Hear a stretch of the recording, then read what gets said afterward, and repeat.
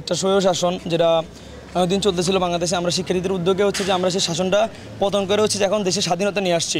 সেই স্বাধীনতাটা আমরা যতদিন আসছি আমরা চাই সবসময় স্বাধীনতা থাকবে, বাংলাদেশ স্বাধীনতা থাকবে, সবাই ব্যক্তি তার মতামত প্রকাশ করতে পারবে, আমরা এটাই চাই। আর এর জন্য হচ্ছে যে আমরা সকল সময়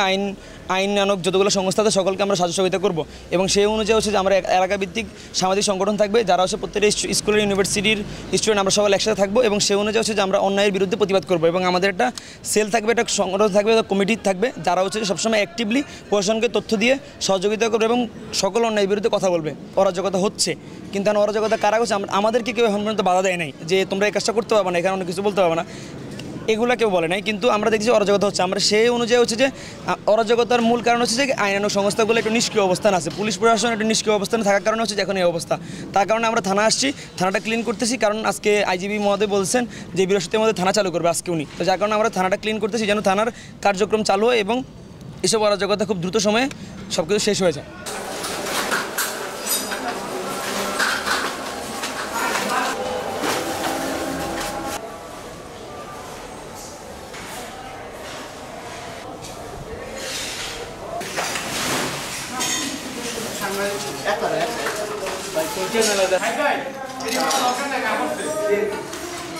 আমরা সকল ছাত্র জনতা একাত্মবোধ হয়ে আমরা দেশকে গুছানোর জন্য আমরা দায়িত্ব নিচ্ছি। তো এখন দেশকে গুছাবো, আমরা স্টুডেন্টরা দেশকে জয় করার জন্য আমরা নেমেছি, কিন্তু এই জয় হওয়ার পরে কিছু সংখ্যক মানুষ এর অপব্যবহার করে দেশের ক্ষতি করতেছে, লুটতরাজ সেই অনেক কিছু করতেছে, আমাদের জানমালের, আমাদের ফ্যামিলির জানমালের রাস্তাতে এখন চলাচলও এখন আমাদের জন্য ভয়ঙ্কর হয়ে দাঁড়াইছে, কারণ প্রশাসন এখন আমাদের ঠিকমতো কাজ করতেছে না বা কাজ করবে সামনে। এই কারণে আমরা প্রশাসনকে চাই যাতে আমাদের জানমালের নিরাপত্তা দিতে পারে, আমাদের সকলের নিরাপত্তা দিতে পারে, আমরা যাতে তাদের সহায়তা করতে পারি। তাদেরকে সহায়তা করার জন্য আমরা এখন আসছি থানাতে, যাতে আমরা থানাটাতে আবার নতুন করে আইন প্রণয়ন চালু করতে পারি।